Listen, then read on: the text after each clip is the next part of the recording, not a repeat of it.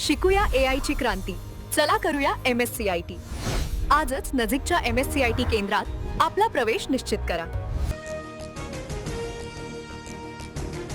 राज्यसभेच्या 11 जागांसाठी आज निवडणूक. 37 पैकी 26 जागा बिनविरोध. उर्वरित 11 जागांसाठी आज सकाळी 9 वाजेपासून मतदानाला सुरुवात.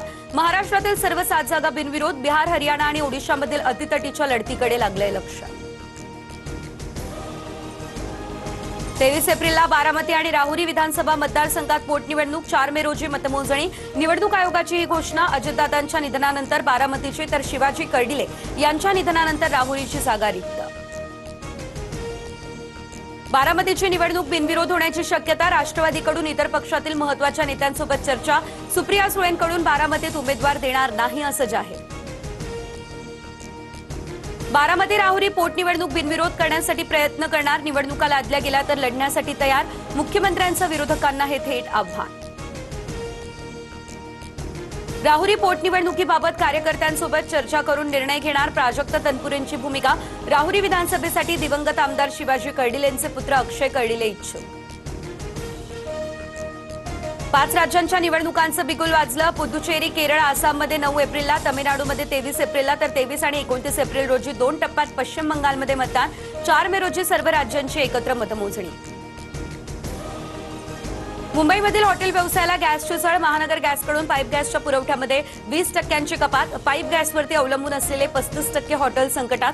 पर्यायी इंधनाचा शोध सध्या सुरू. तिकडे पुण्यात सलग 5व्या दिवशी सिलेंडरसाठी रांगा. सिंहगड रोडवरती सकाळपासून सिलेंडर घेऊन नागरिक रांगेत उभे.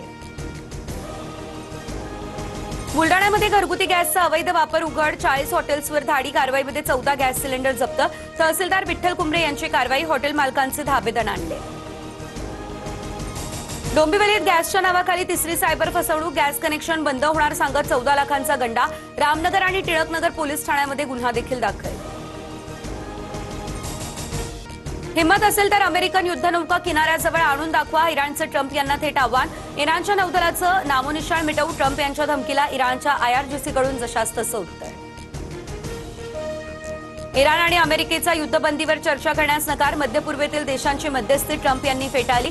हल्ले थांबत नाही तोपर्यंत युद्धविराम नाही, इराणकडून स्पष्ट. नायगाव BDD चाळीतील रहिवाशांची प्रतीक्षा आता संपली. आज हक्काच्या घराची चावी मिळणार. नायगावमधल्या 864 रहिवाशांना घरांचा ताबा मिळेल.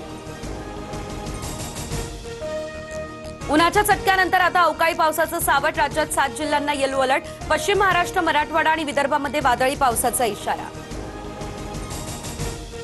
मुंबईमधल्या संजय गांधी राष्ट्रीय उद्यान परिसरात बिबट्याचा दोघांवर प्राणघातक हल्ला. वन विभागाकडून बिबट्याला डाट मारत पकडलं. शिकूया AI ची क्रांती. चला करूया MSCIT. आजच नजीकच्या MSCIT केंद्रात आपला प्रवेश निश्चित करा.